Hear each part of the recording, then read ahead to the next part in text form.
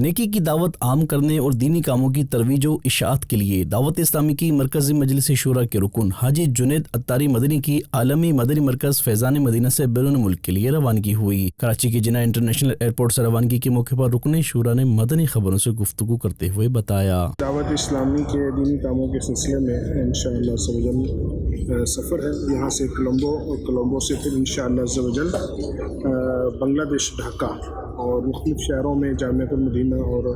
دعوت اسلامی کے مختلف شعبہ جات میں دینی کاموں کا سلسلہ ہوگا۔ وہاں سے پھر کولمبو اور سری لنکا کے مختلف شہروں میں دینی کاموں کا سلسلہ ہوگا۔ دینی خدمات کی سعادت نصیب فرمائے، آمین۔ دوسری جانب سری لنکا کے شہر کولمبو کے انٹرنیشنل ایئرپورٹ پہنچنے پر نگران سری لنکا مشاورت اور دیگر اسلامی بھائیوں نے حاجی جنید عطاری مدنی کو خوش آمدید کہا اور ملاقات کی سعادت پائی، اور پھر سری لنکا میں مختصر قیام کے بعد رکن شورا کولمبو سے ڈھاکہ روانہ ہوئے۔ ادھر ڈھاکہ کے انٹرنیشنل ایئرپورٹ پہنچنے پر ذمہ داران نے انہیں خوش آمدید کہا اور ملاقات کا سلسلہ ہوا۔ واضح رہے کہ بنگلہ دیش کے مختلف شہروں میں قائم جامعۃ المدینہ کے برانچز کی وزٹ اور علماء کرام سے ملاقاتوں سمیت رکن شورا کی دیگر دینی کاموں میں مصروفیت رہے گی، جس کے مناظر مدنی خبروں اور مدنی چینل پر وقتاً فوقتاً دکھائے جائیں گے۔